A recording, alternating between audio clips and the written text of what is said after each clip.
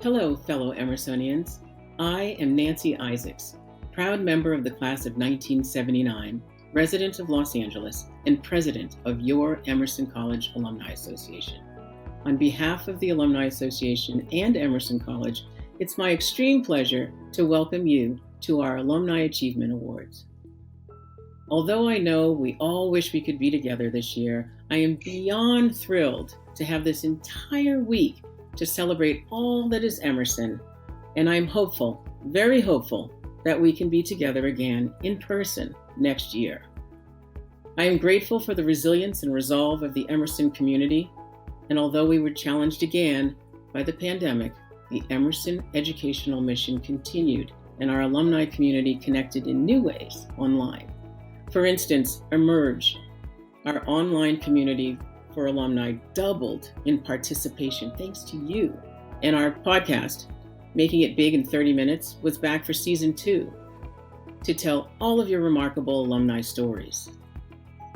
Alumni also came out to support our students financially too, and I want to thank you all for pitching in to get Emerson and our students through this very difficult time.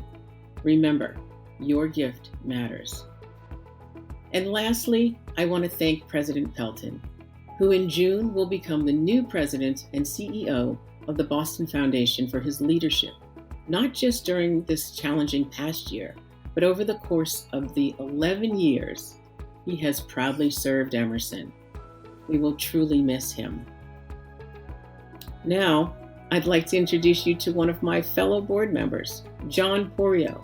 He serves as the chair of the Leadership and Nominating Committee. John? Thank you all so much for joining us as we honor our 2021 Alumni Association Award recipients. I'm John Porio, Emerson alumnus from the class of 1988 and chair of the Leadership and Nominating Committee. This group of alumni board members have the privilege of reading all of the nominations that you, the Emerson community, send to us each year. It is always a difficult job for us to select just a few of the nominated Emersonians each year to receive our Distinguished and Young Alumni Achievement Awards. The Distinguished Alumni Award is the highest honor bestowed upon an alum by the Emerson College Alumni Association. This award recognizes an individual's significant achievements, their lifelong body of work, and contributions to their profession and/or community. Established in 1978, this honor acknowledges an individual's service to society and personal commitment to the mission of Emerson College.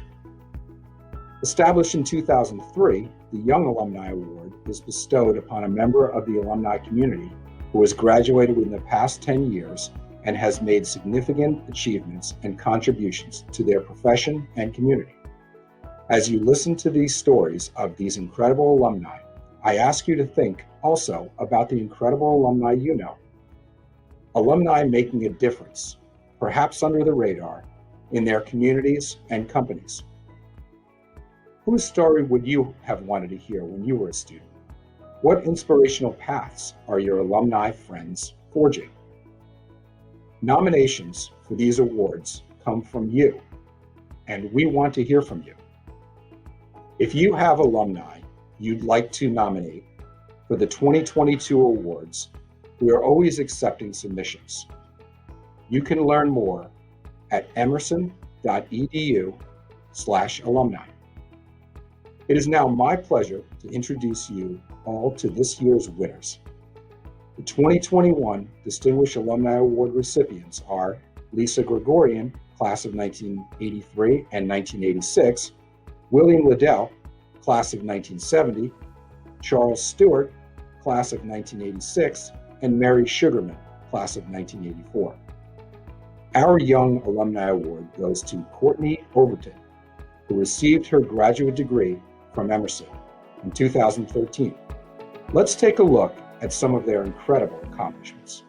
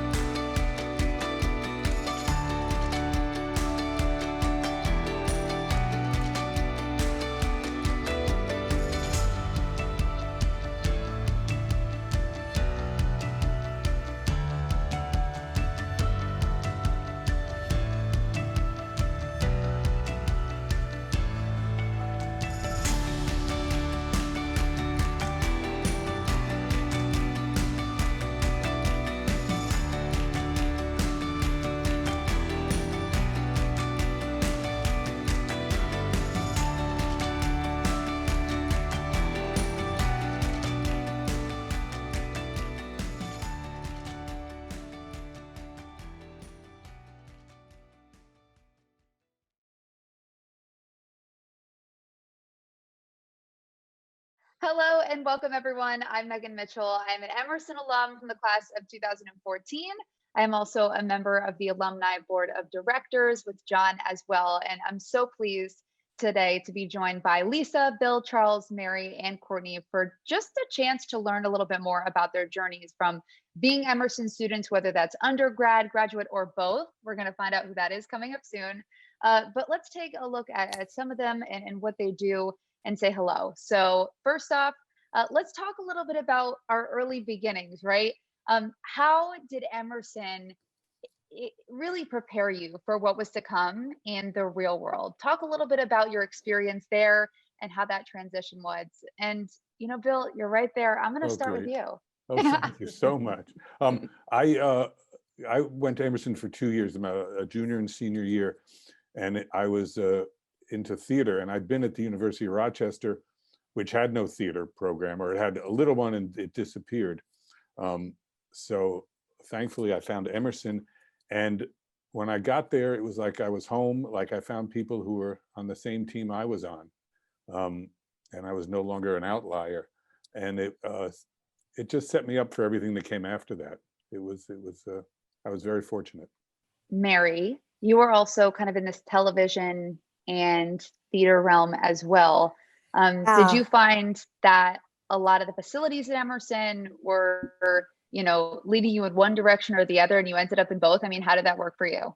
Well, it's so interesting because I was sort of doing that tour, that a lot of kids do with their folks. I was auditioning for different programs, for acting programs and for musical theater programs. And I'd sort of seen all of these like amazing state-of-the-art places and had started auditioning for them. And then my family is from New England. My dad's from Providence. My mom's from Newton. But when I got to Emerson, it was like, honestly, when I first got there, it was not the place that it is now. But I sort of felt the same as Bill. I was like, this is it. This is where I need to be. I think I might have said that when I was basically standing in the basement of 130 Beacon looking at like a broken down camera and going, yep, this is where I want to be. But as I got there, of course, I saw so much more. And it, as I was there, and of course, as the years have gone by, it's become its own sort of state of the art. But I have a BFA in musical theater from Emerson, with a minor in acting and speech. And when I got out of school, I got a tour and I went out on the road really quickly. But it was also only a couple years in when I kind of started thinking like, I don't know if I want to act. I'm not sure. I think part of it was really like being in the outside world and seeing what kind of access people had to actually be like fantastic actors.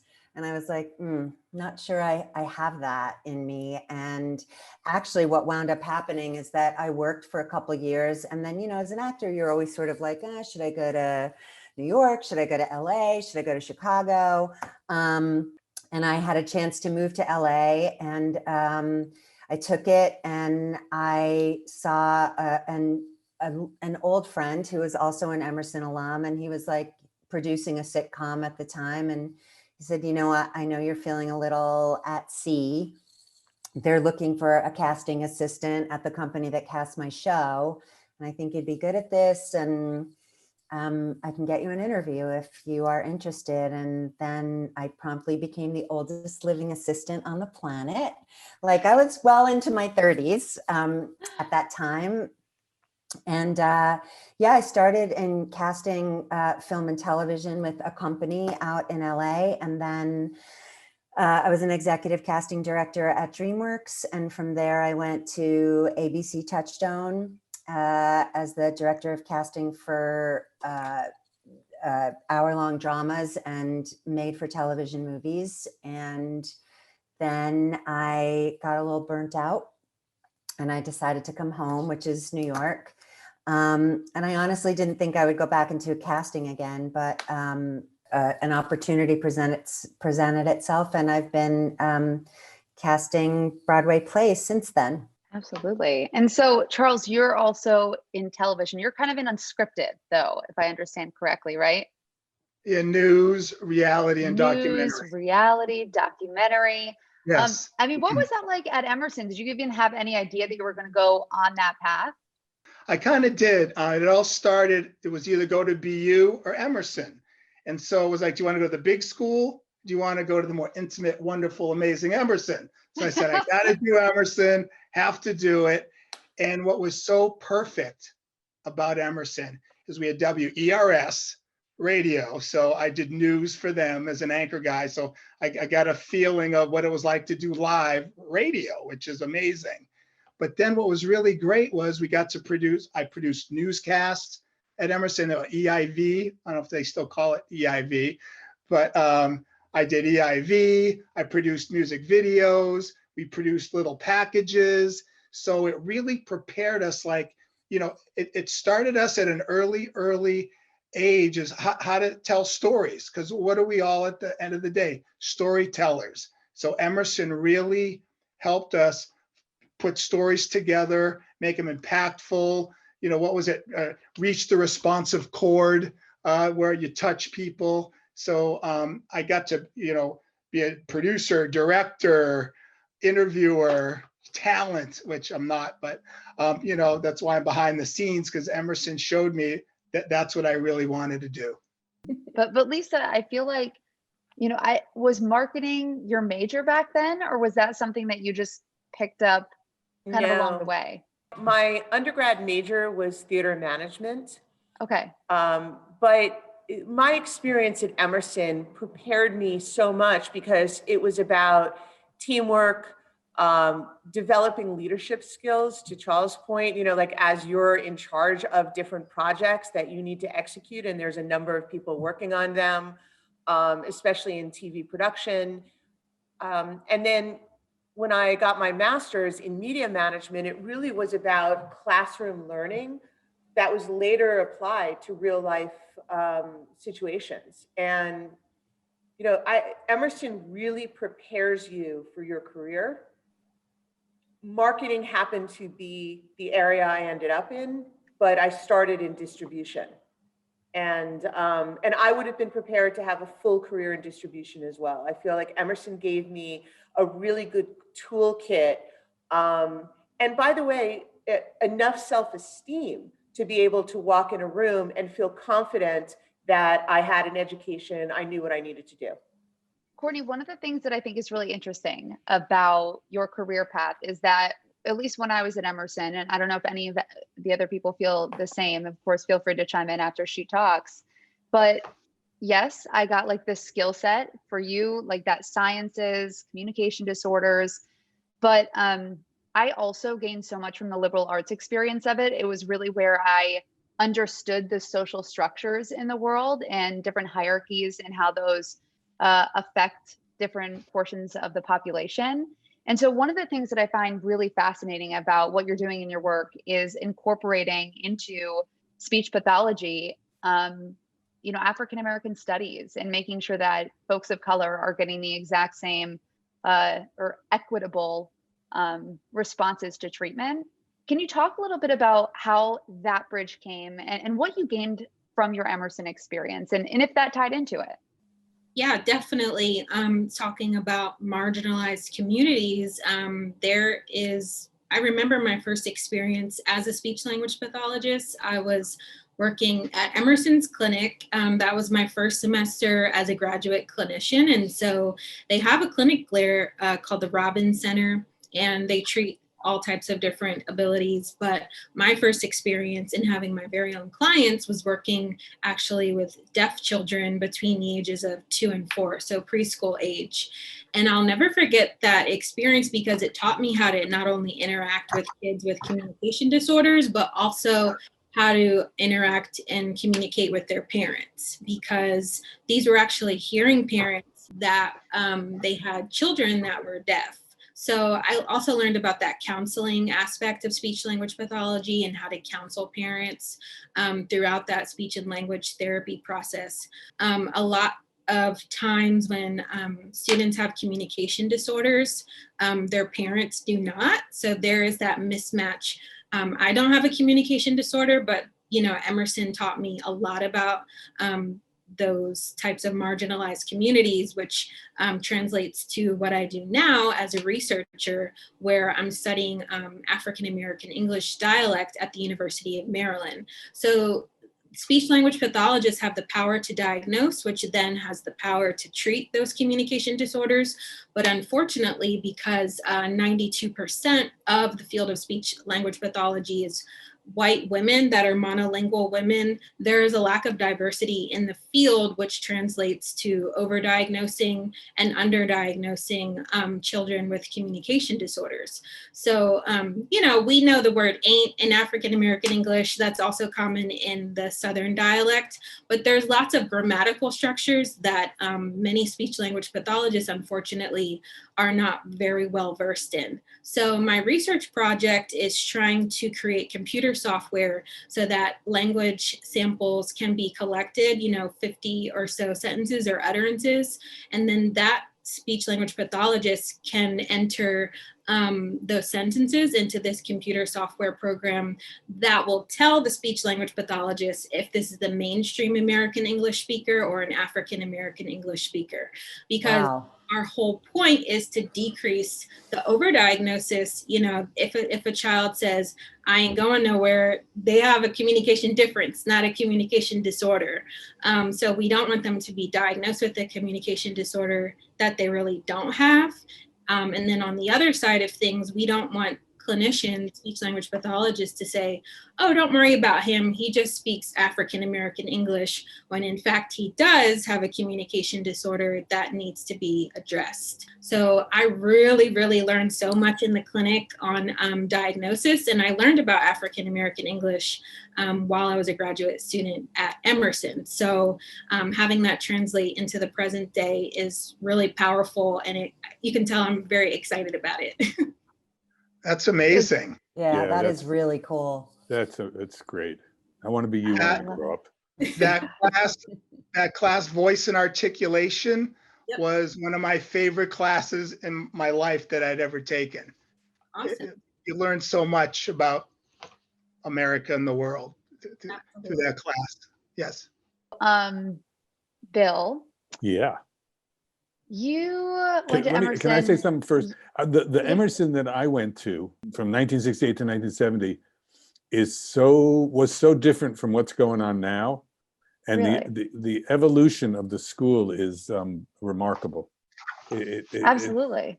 It's an entirely different world. So if you had to, obviously there are so many more facilities and different opportunities that Emerson students do have right now. The campus is gorgeous. We've got that LA campus as well. But if you had to talk to a student right now, I mean, what advice would you give them if, they're watching this right now and, they're scared about going into the real world? Well, my Aunt Claire lived to be 100. And I said, what am I supposed to do? And she said, don't give up. You just keep going. And whatever surprises come up, you grab them and you work with them and you keep trying. But it really is never give up.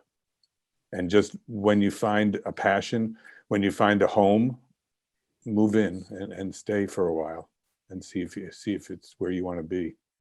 Yeah. I was just going to say that, the thing that's been so amazing about Emerson and that hasn't changed over the years is that if you are somebody who really, really has the capacity to avail yourself of what Emerson has to offer, you just get so much more than any other school. I'm still teaching. I teach at, 11 different schools, colleges and universities all over the country when the kids are starting to showcase, and we talk about getting them ready for auditioning professionally. And the location of it, lets you really be involved in so much culture and so much diversity. It's just kind of there for the taking. So it's kind of on you if you don't get it. I think if you're kind of smart enough to be accepted to Emerson and to choose Emerson, then you will. Of course, that's the reason you go.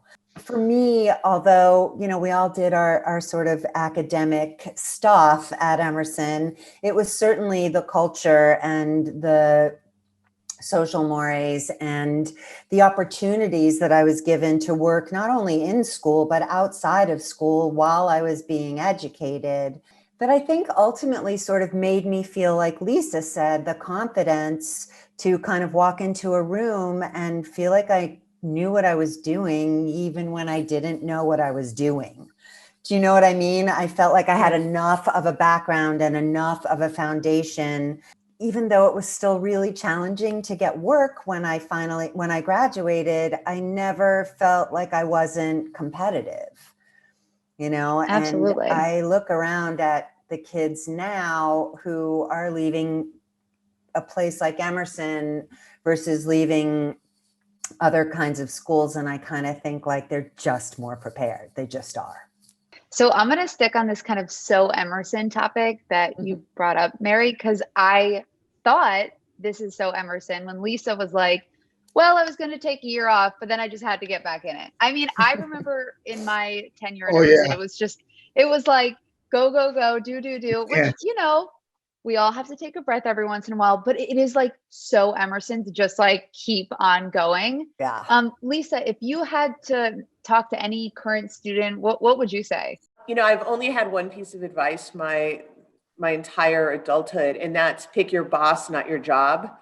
Because you don't really know what the journey is that you're going on. You can have a goal, you can have a passion for an area, but in the end, I truly believe it's the journey. I can talk about the projects in my life that I'm proud of, that I worked on, but stepping away after many years at Warner Brothers, for me, it's all about the people. And that's the part that is so important as you're going through your career and your journey is who's along for the ride with me.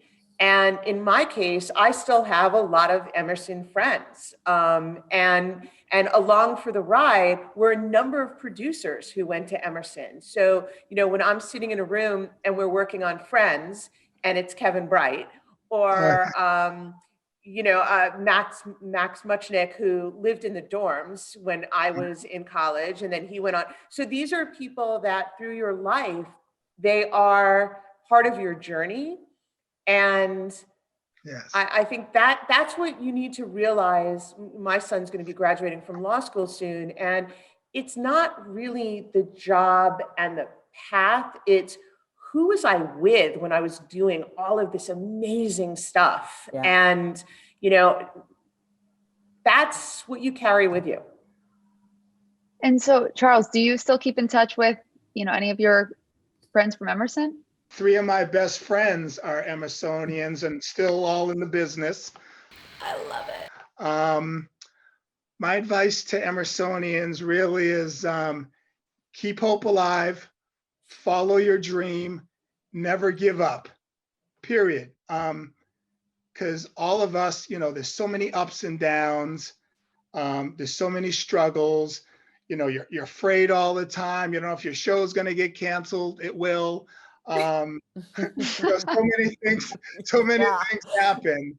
And it's like, you have to love what you do. I remember when I started, when I got my first job at Channel 7 in Boston, they were so mean and they were so tough. And I was this little intern, but they said they did that because it weeded out who could make it and who couldn't.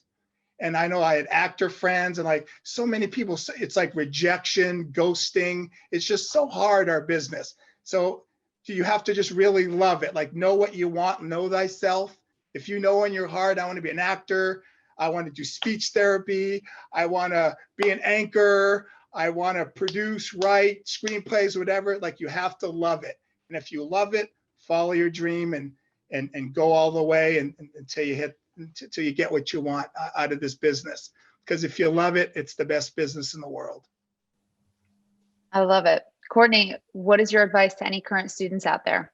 Looking back, it was a 2-year time, but it felt like a really long time. The 2-year master's program was really intense and honestly intimidating. So I know that, you know, speaking to other people that have finished the same program, you may feel like you're not cut out to be an SLP while you're there. And, you know, I felt like that sometimes, but I want people to remember that you wouldn't be in the program if somebody thought that you couldn't make it through the program. So you just have to really finish strong and trust your gut, like kick that imposter syndrome to the curb, because you're going to look back at that 2-year program and realize how strong you became from this program, personally, professionally, because it's a world-renowned program in speech language pathology. And if you finish it, then you're ready. You're an SLP. You don't have to pretend to be an SLP. You are one, and you are a good one because you went to one of the best programs. Absolutely. Hey, Charles, what gives you hope about the future and what you're doing and what keeps driving you forward? Since my day when we just had cassette tapes and the business was hard then, but then all of a sudden it became digital, and then there were digital discs, and now everything's digitally on the computer. And so things keep moving and growing, and especially with the kids today now, they have so many great tools to make great TV that none of us had back in our days. So as things change, as things evolve, I think there's just going to be more opportunities. Like my kids, they know how to edit and put music and do everything on their phone, on their phone. Who knew you could edit a little package on your phone? So I think the future is still bright. This past year was a little tough with the, pandemic, getting work. But I think, once things clear up, there's so many opportunities that there's no, I think the future is bright. Having survived this year, all of us, once we get through this, everybody's got more power than they ever had. Everything's different. We don't know what's going to change or what it's going to be, but we survived something, or we're in the middle of surviving something. And I think it's going to be amazing what the new world is, I hope. I agree. I mean, I would tell people to use their Emerson contacts. Like truly, there are so many untapped resources at this school, and I would really like to see that grow. I think that there are way too many successful people that came out of this school who are just like living to give their time and their prowess to people who are interested in having that as they're starting their journeys. Now, Mary, have you had any, interesting Emerson alumni stories that you've connected with them via work, years after Emerson? I mean, yeah, like most of my best friends are my friends from Emerson. The person who ultimately sort of picked me up and out of a pretty dark place and suggested casting to me is a friend of mine from Emerson who's done some great work over the years. And, we're all just kind of out here ready to like lend an ear or, give some advice or just kind of tell about our experiences. It's so invaluable.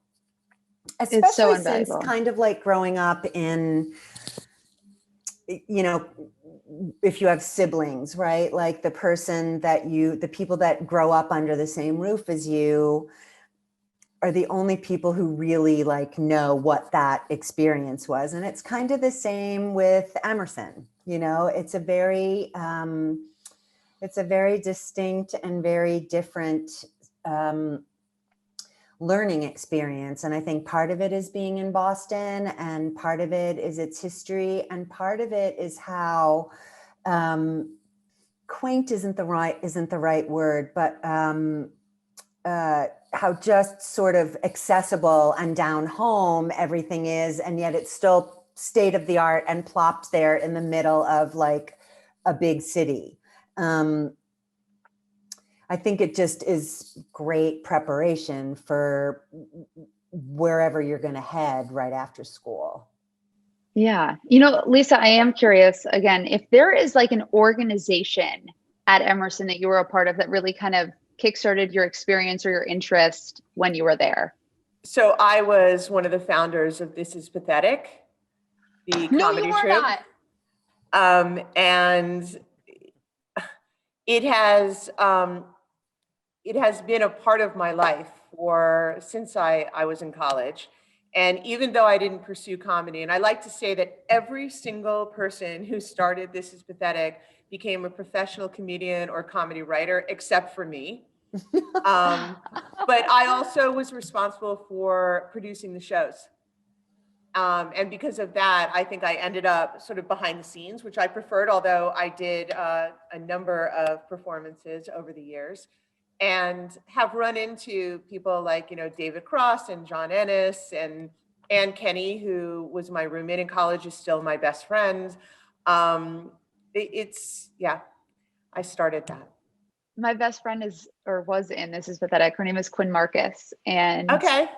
yeah, she's awesome. So I love that. That's amazing. Because they're like, I mean, during my time there, it was like, you can't miss a This Is Pathetic show. That was the thing. It's like everyone would go, people would be standing in the back because there'd be so many people. So much fun.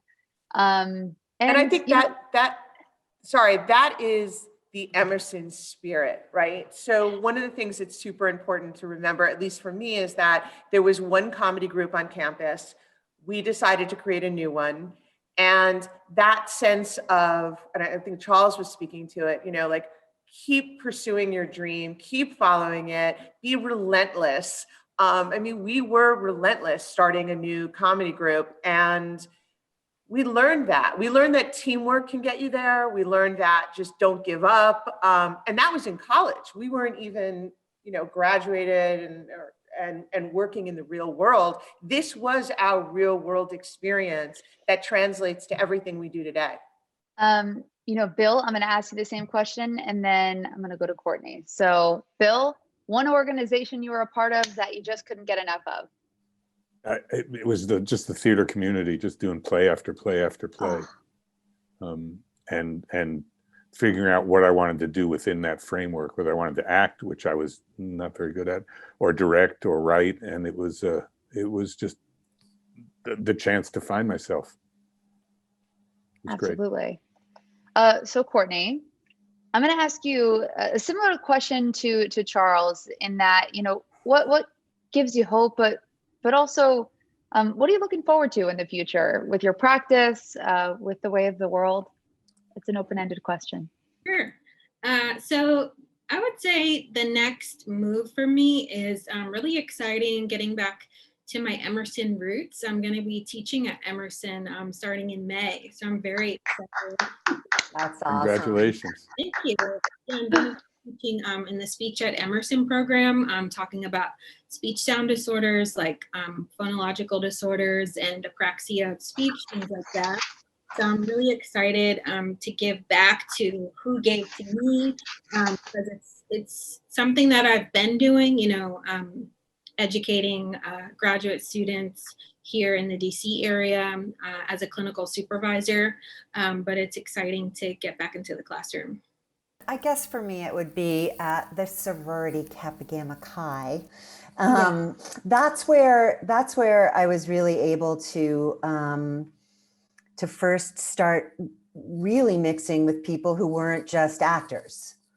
And so that sort of pledging process and commitment to community service over the course of the next 4 years, and the things that, we were sort of tasked with doing as a team, whether that was raising money or a purely social thing, or meeting the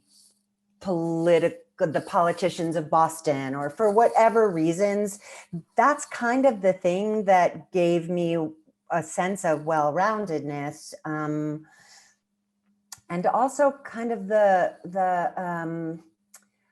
wherewithal to actively listen and to take in things that I didn't know anything about, and then apply that to the dreams and hopes that I had, going into Emerson in the first place. And now we're going to do kind of a round robin. So we'll start with Lisa. What does it mean to be accepting this award? For me, it's Emerson really was my support to begin my career, to set the tone for the rest of my life. And I was a scholarship kid. So, that was a big part of it. And they came through for me in a big way. I got a full fellowship for my master's, which I would not have been able to do without the support that I got from the teachers, the administration, my fellow students. And I'm thankful to Emerson, and I always will be thankful to Emerson. All right, Bill? Most of my career, I've been, or the last 30 years or so, I've been directing soap operas. And soap operas don't get no respect. It's we really don't. We're the bastard kids. And to get an acknowledgement from Emerson is just okay. It's very moving. Mary? I can't follow that. Sorry. Yeah, I was really honored. I mean, there's no one I'd rather be recognized by than the people who prepared me for doing what I'm actually doing. For Emerson to sort of recognize, the good work just feels like it's this great full circle, and honestly makes me want to give back in a different way. And also, my Emerson friends are the people in this moment. They're the only ones who kind of really know from whence we've come. Do you know what I mean? Like, they're like the people in my life who know me as an actor, even though I haven't acted in many, many, many years, right? They're the people who I think, even if I haven't seen since the day I graduated, I could call and say, this is happening, and they'd be like, yep, got it. What can we do? So, and also the idea that that the award recognizes sort of a national kind of prominence. It's not about that. It's just about the fact that, like, we're all kind of working in this void. So you don't really know, like, who knows about your work, who thinks the work is good, who thinks the work is bad. Like, you get that sort of knowledge if you get a paycheck, right? And when you have like a personal satisfaction about the kind of work that you're doing. But this is like what I didn't like spring fully formed into a career. Like, I got it. I'm where I am because of college, and that Emerson recognizes it is it's the greatest. It's the best. All right. I love it. Charles? Oh, boy. Honestly, I was shocked and stunned to receive this award from Emerson because, Emerson's so prestigious. Everyone knows about us everywhere we go. I didn't feel like, some of these amazing recipients before myself who have changed the course of history and, developed comedies. What have I done? I've told stories.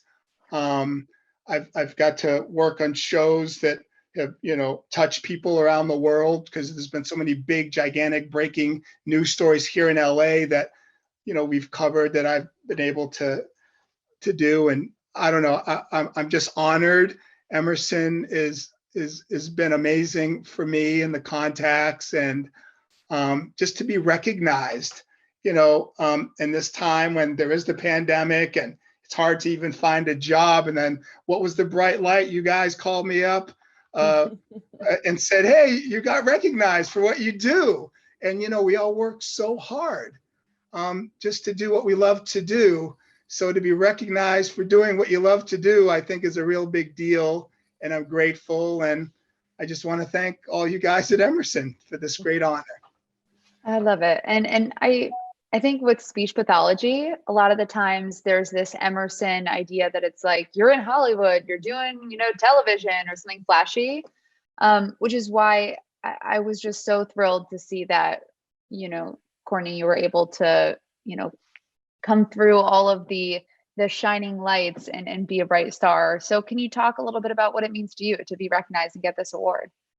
Yeah, as you said, a lot of people don't realize that Emerson has this award-winning communication disorders program. I mean, it's associated with communication, as it relates to journalism and the arts, but not necessarily communication disorders. But luckily, speech language pathology and music are my two most favorite things in the world. So I can't say, one experience in particular changed my life, but it was really nice to have the combination of those two things, because when I was working, in the Robbins Center as a clinician, I also had the opportunity to be an usher in the Emerson theaters while I was a graduate student. So I got to experience that side of things too, which was super important to me. So I really just cherish those 2 years that I lived in Boston, because it also was my first time taking care of myself. When I was in undergrad, I was in the dorms. I didn't have to worry about paying bills and things like that. But my first time in Boston was living alone in a studio, trying to figure out who I was. It was an emotional time. But as I said before, Emerson helped me so much personally and professionally. I'm definitely stronger for it. So coming out of that program, it made me grow up faster, and it also made me become a really good speech language pathologist. Yeah. One of the kind of overarching connections I keep hearing is just stories, right? So Courtney's career is helping people tell their own stories and making sure those are told properly and, with a context behind them. Lisa, making stories accessible and making people want to go see those stories. And both Charles and Bill, I feel like you guys are the storytellers, not to mention with Mary being able to really provide quality stories and find those people to tell them the best. I just love it. And I think the stories and the people aspects of Emerson are just what connects all of us. So this has just been so wonderful.